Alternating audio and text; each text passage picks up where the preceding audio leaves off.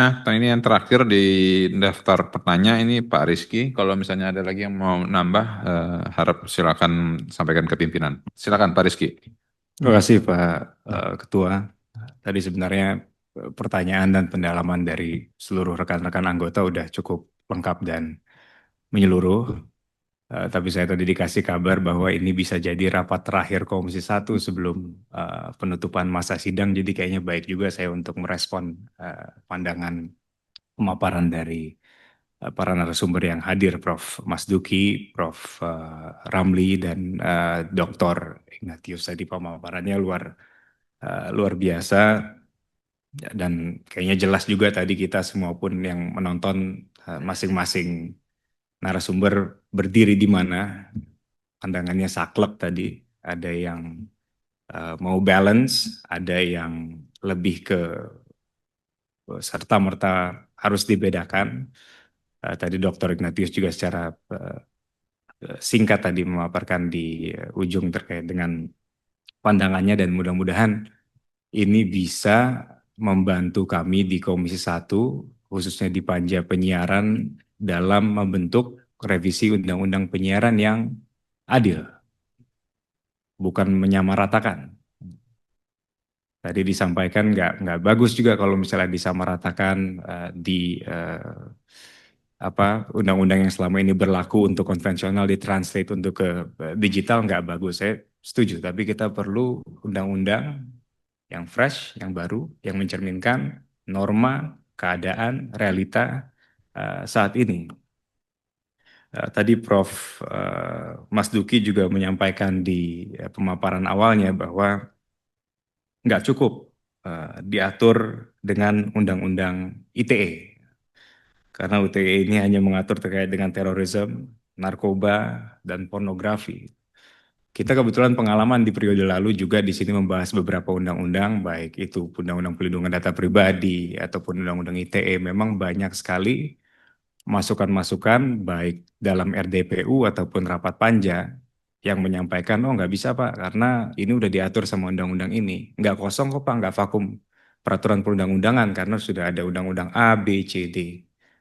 Tapi tetap diatur juga karena kami menilai itu adalah kesepakatan politik, itu adalah berdasarkan perundingan dan mencerminkan kebutuhan yang kami pahami dan kami lihat dibutuhkan.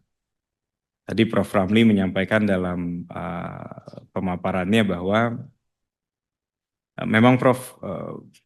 Untuk menggiring lembaga penyiaran yang bersifat konvensional untuk memulai langkah digitalisasi, apa tadi disampaikan harus mulai berdigital, kalau enggak nanti bakal dikalahkan dan bakal tergerus dengan yang saat ini sudah melakukan. Itu satu concern gitu lah. Tapi concern yang lain juga adalah bagaimana tugas kita di Komisi 1 ini bisa benar-benar menjawab tantangan saat ini dan masa depan. Tadi teman-teman di Komisi 1 udah menyampaikan, tadi juga sudah disampaikan sama Kak Andina kalau nggak salah terkait dengan pajak dan iklan tadi ini yang disampaikan Prof. Ramli juga. Kita generasi saya pasti yang tahun 90-an, 2000-an menonton televisi pasti nggak apa ya sangat terukur gitu loh dalam hal-hal yang kita dapatkan dari televisi, dalam iklan rokok misalnya ataupun iklan alkohol dan lain sebagainya. Tapi kalau sekarang kita lihat banyak di OTT atau di lembaga penyiaran yang digital ataupun di apa yang sifatnya OTT gitu Pak ya.